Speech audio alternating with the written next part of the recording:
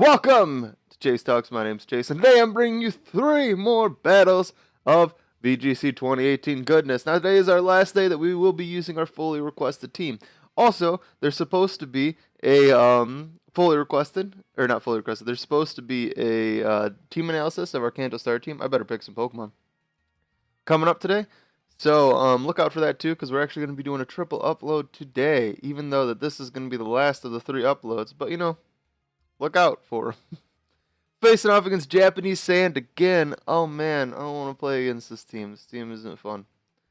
I gotta go straight for Disney's Koko, I think, in Hindenburg. I think that's my best play is to just get up the Tailwind as quick as possible. But I am excited for that Kanto starter draft analysis. I also think that Nami and Shield are probably our next 2 best Pokemon. I'm worried about the Tapu Koko, but you know, if he brings Tapu Koko, I'll Iron Head it. I'll just BAM! Hit it with an Iron Head, and look, there's the Tapu Koko. So I could have actually not led my own Tapu Koko. Maybe he's gonna go for a KO on Hindenburg, but I should outspeed his Tapu Koko because I outspeed mine, right? 224, yeah, I outspeed my Tapu Koko, so there's no way his Tapu Koko should outspeed me. I'm just gonna go for a. Should I go for a Protect or should I switch into Shield? Kind of want to get a Dazzling Gleam off for damage. Yeah, you know what? I'm just going to get a Dazzling Gleam off for damage, and I'm just going to go ahead and Tailwind. So Tailwind goes off, Dazzling Gleam goes off, so he gets that damage. And he's actually a Life Orb Koko too. That's some good damage off with my Dazzling Gleam, and the Rock Slide goes off, so that is going to KO my Koko, which is unfortunate. That defense boost is probably what saved my Hindenburg right there. But I am going to get a free switch into Shield. So I will not complain about that. I'm going to go ahead and Mega Evolve, and I'll Iron Head into the... Who is he going to protect with? You know what? I'm going to Iron Head into the Tapu Koko slot, and I'm going to go ahead and disable the Tyranitar's Rock Slide. So the Tyranitar goes out, so my disable is going to fail, and the Tapu Koko protects. So the disable failed, that's okay. So actually, potentially, if he had a Scarf, his Scarf just potentially got destroyed. Or not a Scarf, if he had a Focus Sash, he just lost his own Focus Sash. Well, I'm going to Iron Head in the Tapu Koko slot because it can't protect. And I'm going to go ahead and go for a, because that'll take out the Tapu Koko. So I feel like I can switch safely into Nami here. By Iron Head, and I have 2 turns left to Tailwind. Yeah, I feel like I can safely switch into Nami here. So he actually switches into his Salamence to get Intimidate off. As I get my Intimidate off, and his Salamence is going to take an Iron Head. Oh yeah, I forgot I didn't switch into Intimidate, so I didn't get an Intimidate. I feel like I'm going to go ahead and Iron Head the Tyranitar. And I'm just going to go for a... Should I just go for a Waterfall into Salamence? Or should I go for an Iron Head into the Salamence slot? How much did my Iron Head do the first time? Iron Head's not going to be enough to KO it. Ice Punch will, though. I can Ice Punch, and then I can just Waterfall into the Tyranitar slot. So the Salamence does choose to protect, so that Ice Punch is going to go into there. Waterfall is going to go off, though, and the Tyranitar just lives! Oh, no! That sucks that the Tyranitar just lived. Now he's going to be faster than me. What I'm going to do right here, though, is, right, because 167, 178. So he's going to Mega Evolve this turn, though, most likely. I'm going to Protect, and I'm going to go for a Waterium-Z. Or I'm just going to Protect, and I'm just going to go for a Waterfall into the Tyranitar slot. Yep, so he does Mega Evolve. Is he going to get his Tailwind off? No, he actually goes for a Hyper Voice.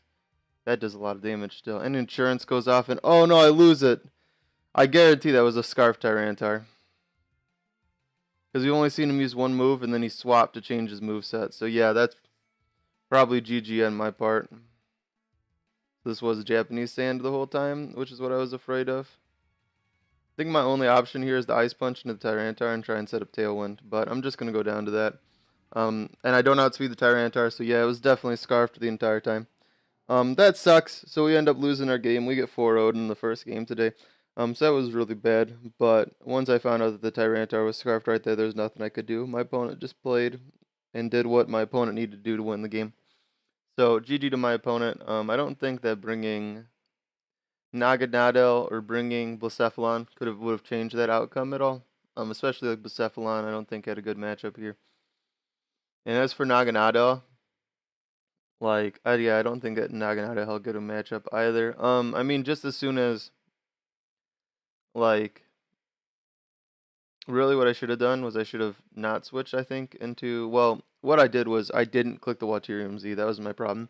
I wasn't sure if the Waterfall would KO the TYRANITAR, and I should have just went for it. I should just went for the Waterfall. I should just went for the Waterium-z just to KO the TYRANITAR, because it would have KO'd the TYRANITAR, and then I wouldn't have lost my Gyarados the next turn to the Hyper Voice plus Insurance. But then I would have had to deal with the Tapu Koko. And then we would have had to play a guessing game of do I Iron Head the Tapu Koko slot or do I Ice Punch the Salmon slot. If I Ice Punch the Salmon slot, his last Pokemon is Volcarona, and yeah, I think I would have lost anyway, but the Waterium-z would have at least put me in a position where I could have won. But that's assuming that my opponent played perfect, that I would have lost that game anyway. But of course, people make mistakes. I made mistakes that game, clearly, as I'm talking about them. But, so, no one's perfect, so you never know what could happen. But yeah, so I'm going to cut till we're in our second battle of the day. Alright, we're hopping into our second battle of the day. We're facing off against an Amoonguss, a Blastoise. We're facing off against a Rain team, which is funny because our next team is going to be a Rain team. That looks very similar to this one, actually.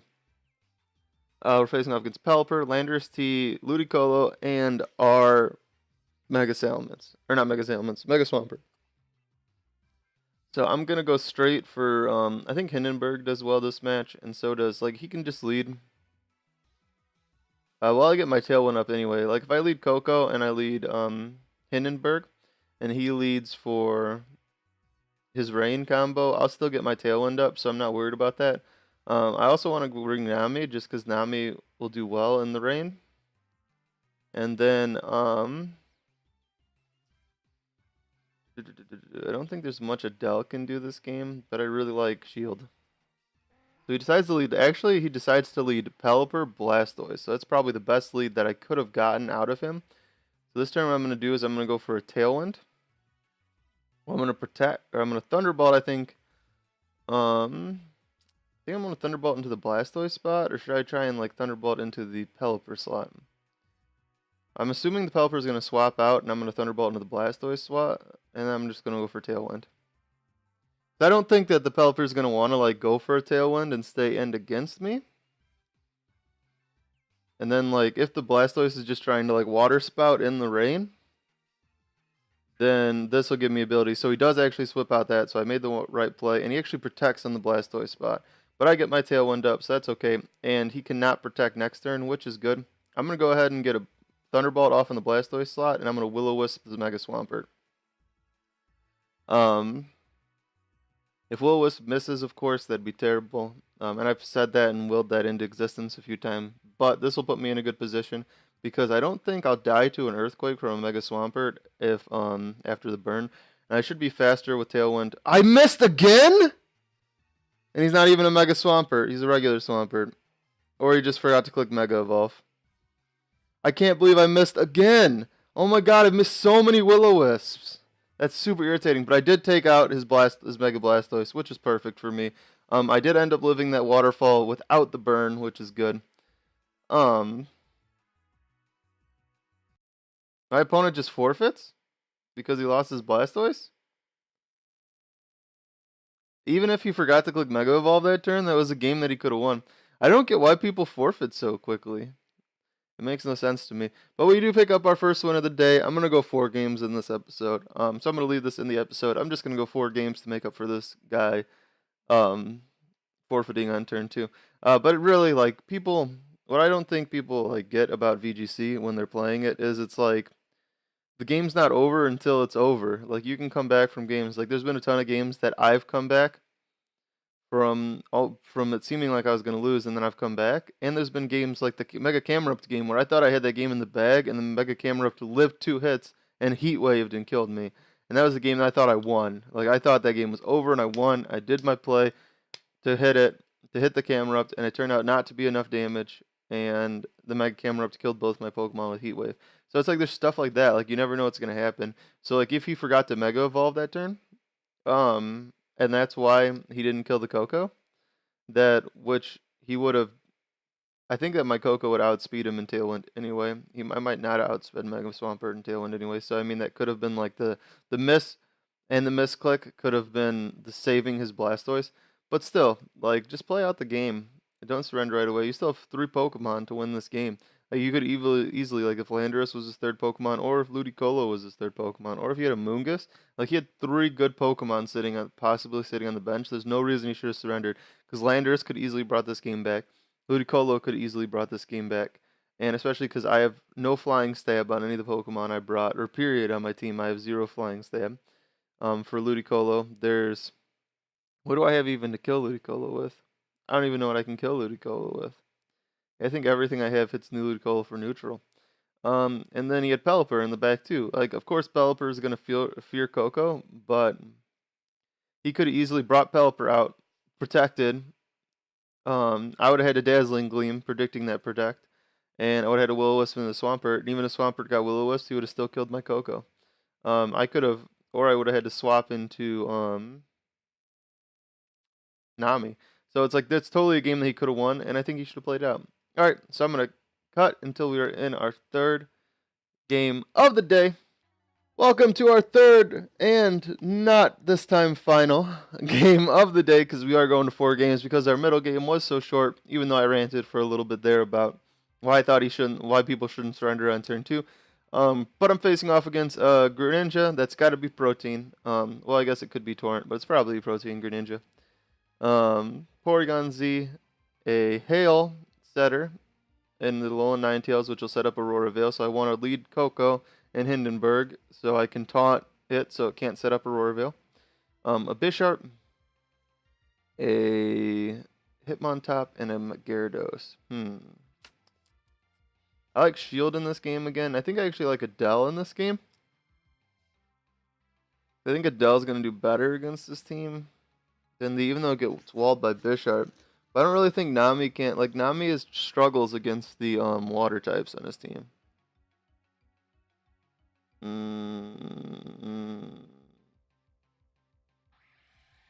I'm going to bring Nami. Alright, so this is probably one of the worst leads that could have happened. I'm going to go ahead and, because I do get outspeed. I actually outspeed it. I'm going to go ahead and Thunderbolt into the Greninja. And I'm going to go for a Tailwind. So he decides to detect. So he's not going to get the Thunderbolt's not going to do damage. And he does actually Z-Power. He Z-Conversions. Ooh. And he Z-Converts himself into an Ice type. Okay. I'm going to go for a Dazzling Gleam, since Greninja is a fighting type. And I think I'm going to go for a... Yeah, I'm going to go for a Dazzling Gleam. And I'm going to go for a Shadow Ball into the Porygon, because it can hit it now. Or should I just go for a Thunderbolt, Shadow Ball? Yeah, I'm going to go for a Thunderbolt, Shadow Ball. So he does decide to switch out. So I'm going to get that Shadow Ball off. Hopefully I get a Spadef drop. I don't. And Thunderbolt is enough to kill the Porygon-Z. Whew! I was worried about that. So the Hail goes up. He's probably going to try and set up an Aurora Veil this turn. So what I'm going to do is I'm going to go for a Taunt.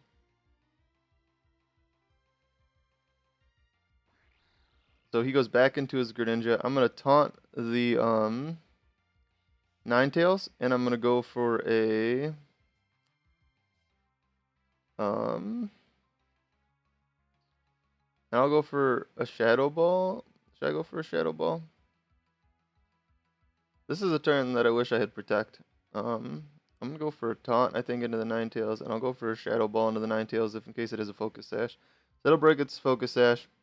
And then the Taunt's going to go off, which will stop it from getting up Aurora Veil. So Gunk Shot went off. And does the Gunk Shot miss? No, it actually hits. Okay. Thought that missed for a second. And it can't use Aurora Veil, which is good. I didn't want it to use Aurora Veil. I'm going to switch into Shield.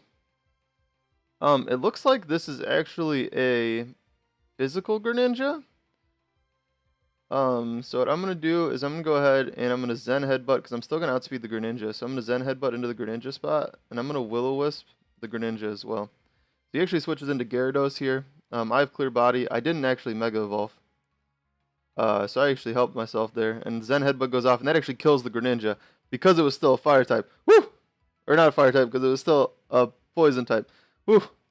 Alright, since I still have Unburden, this next turn I can get my Tailwind up again. That's what I'm going to do. I'm going to get my Tailwind up, and I'm going to, I'm going to Mega Evolve, and I'm going to Iron Head the Ninetales, and I'm going to get my Tailwind back up. So I do Mega Evolve, and he actually Mega Evolves as well. He protects with his Gyarados. I get my Tailwind back up, and my Iron Head goes off, and it does kill the Ninetales, which is perfect. That's exactly what I needed it to do. I actually forgot to click Mega that first turn, and it worked out so well because he intimidated me. Oh, okay. I guess my opponent disconnected, so I don't know if he's gonna reconnect. You know, just in case he doesn't, I'm just gonna go ahead and Iron Head, and I'll Will-O-Wisp. Oh wait, no, not Will-O-Wisp. I'm gonna go ahead and Iron Head and Shadow Ball. So I think I'm just gonna win this game on timer because I think he just closed the tab instead of actually forfeiting. Yeah, so I think he rage quit. Yep, I won due to inactivity. So yeah, he just closed the tab probably instead of actually quitting the game. So GG to my opponent. He actually played well, but I definitely made all the plays I needed to this game. That makes us 2-1 in the day. I played really well that game. I felt that I was playing well that game. Mega Metagross did the plays that I needed to make. The Aurora Veil and taunting to stop that Aurora Veil. Thunderbolt being enough damage to kill the Porygon-z, which was Z conversioned after the Shadow Ball, was perfect. I wasn't sure if it was going to be enough to kill, and I was super afraid of that Porygon-z because it was probably going to shoot an Ice Beam into my Hindenburg, and it would have allowed me not to get the Tailwind back up.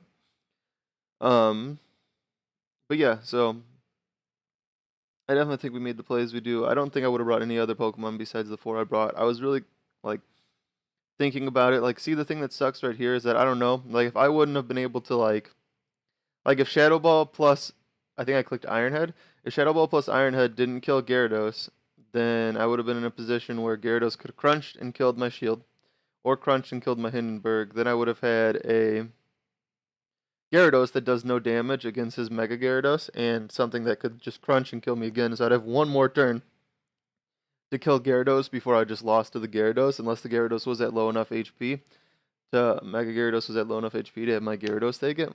So I was in an advantage position, but I wasn't in 100% win condition. It depended on how much damage I was going to do on that next turn. So it was definitely a game I could have still lost. I don't fault my opponent for leaving there or surrendering. A lot of people surrender once they have one Pokemon, especially when it's a 3v1. But yeah, that's a game that still had a chance to at least like bring it closer. And that's a lot of times what I do when I'm down too, is I just play for differential. I don't like to surrender in the games. I don't ever. I just finish the game. Which is why you guys why I've gotten salty in some matches, is because I'm forcing myself to finish the game, because I feel like I can learn more by forcing myself to finishing the game than I can by quitting and starting a new one. Which might not be true, but that's kind of all I felt. So I've always played out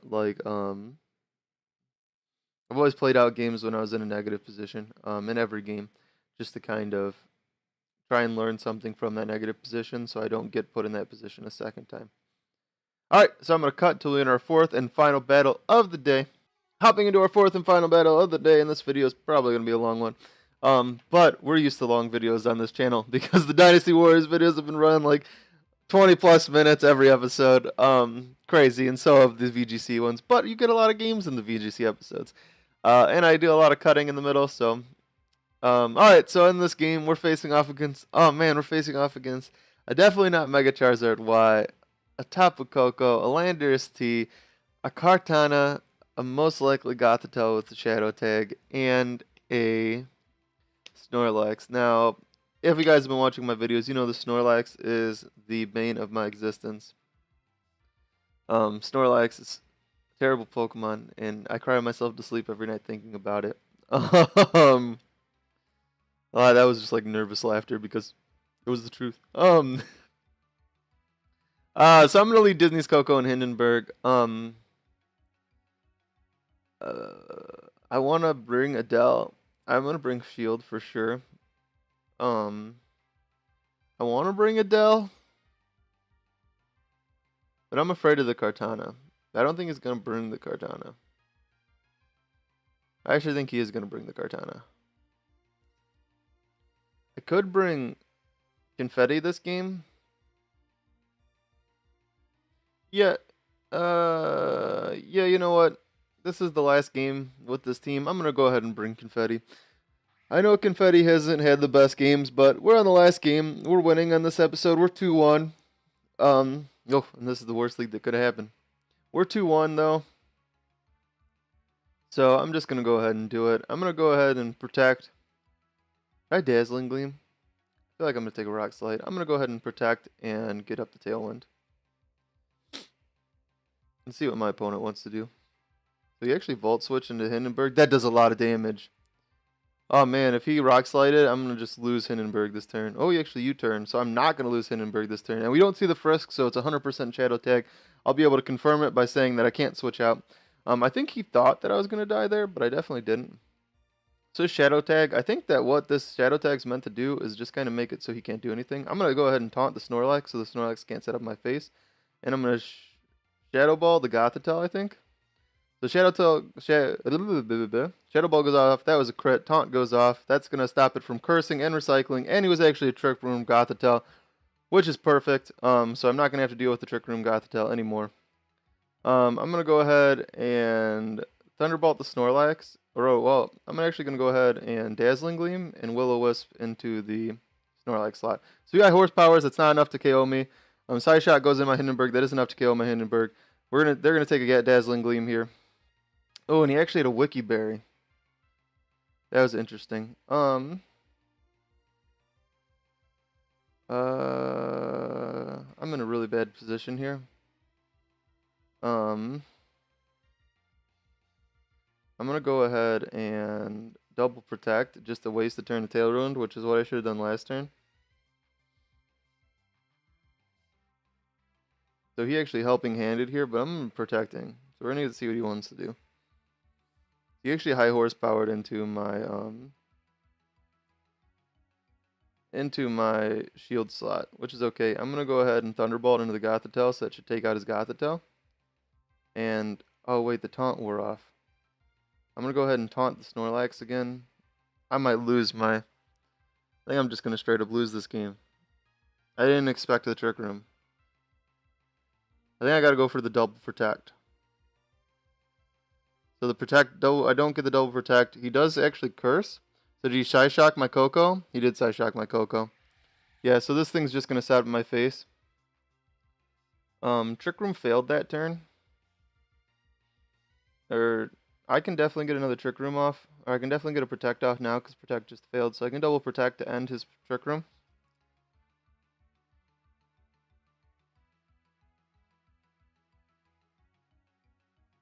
The only problem is, like, I can kill the Gothitelle, and then the only problem is I think I'm just going to lose, though.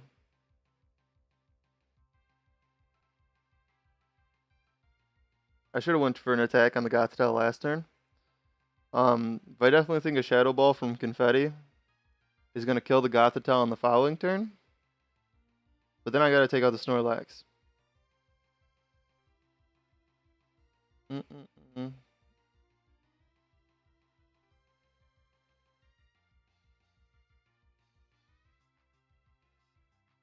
Okay.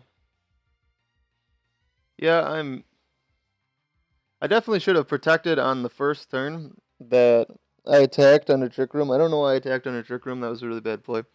The first turn, I definitely should have went for the double protect that first turn. So he's going to go for a high horsepower into Confetti and a Side Shock into Confetti. So he doubled into that slot. So I'm just going to go for a Shadow Ball into the Gothitelle. And I'm going to Mega Evolve and go for a Iron Head into the Snorlax. So it has a higher chance to flinch the Snorlax, because that's what I really need. That did no damage. And of course it's going to be a Recycle set, isn't it? Shadow Ball goes off. That does kill the Gothitelle. I get the Beast Boof, but I don't think I'm going to leave a... Oh, wait, I have my Focus Sash.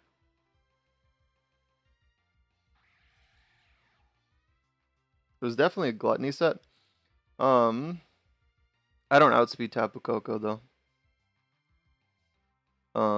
Yeah, Tapu Koko's gonna outspeed me. But what I can do, I think what I have to do is go for a flamethrower into the Snorlax. Because I know it's not a thick flat Snorlax, I need to go for an Iron Head in the Tapu Koko. So we actually see a Z Gigavolt Havoc into the Confetti. So he was expecting me to protect there, and he recycled his Figgy Berry. I don't know why he just didn't attack. I don't know why he just didn't attack me there. Man, I hate facing Snorlax. Facing Snorlax is no fun. It's not as bad as the frickin' like Shadow Tag ones, but like facing Snorlax is so stupid. Just because it can sit there and recycle. So like once they killed my Taunter, and that was my fault because I lost my Taunter. So that was me just playing poorly, and Confetti definitely wasn't the right Pokemon to bring this game, but I wanted to bring Confetti. I honestly don't like it at all on this team. I don't know how much I like Bucephalon period in VGC. I mean, Bucephalon's a good Pokemon, but I think it's really gimmicky. 'Cause it's like, I think like the Waterium Z is probably the best Bucephalon you can bring, but like the Waterium Z with the Mind Blown, and Mind Blown's cool because it hits everything on the field, but I don't know how viable that is. Yeah, I really just don't like Bucephalon on this team. If there's a Pokemon that I should have replaced through the series, I should have replaced Bucephalon because I never used it. And here's just a tip for, and this isn't me being salty, but here's a tip for like just doing VGC in general. If there's a Pokemon that you're not using, you should replace it to a Pokemon that you will more likely bring.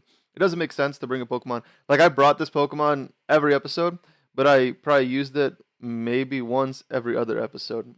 And I did 5 episodes with this team. Yeah. So I used it twice. So I used it basically twice the entire series, and I played a lot of games with this teams across the entire series, and I probably used it twice. And if I play, so I used like 3 games across 5 episodes. So we played 15 games plus 2 4 games episodes, so it'd be 17 games. So we played 17 games with this Pokemon, and I brought it twice. So if you play 17 games, you only bring a Pokemon twice, and it doesn't even do that well the 2 times you bring it, or it doesn't mesh that well with your team. Like it definitely doesn't here. Like the 2 Ghost types, don't need them. I don't need Hindenburg and Confetti. I don't need both. I don't need Blacephalon and Drifblim. It's not necessary. So if you have in a case like that, it's just better just to replace that Pokemon. And just bring it in with something new. You can replace it with. I am going to do a team breakdown for this one analysis. I'm not going to do an analysis for the Christmas team. I'm going to do an analysis for this team. Just what I would improve if I had built what I would improve going off of my 17 games of playing this game, playing with this team, because it's fully requested team that I got sent was a good team. Like it doesn't have a lot of problems. But Blacephalon I would definitely say is the weakest link on this team, and this I guess will be a spoiler for the analysis. But Blacephalon I think is the weakest link on this team. I definitely think the strongest core on this team was the Hindenburg Tapu Koko. I brought them to the majority games. The majority of my games were won off of the back of Hindenburg's Tailwind. They really were my team, I felt like, and that's not a bad thing to have a core be kind of your team. I know it kind of makes you predictable, but you're not playing against like it's not like a draft league where you're going to play against the same people every single like we're going to play against like different people who are going to watch all your replays.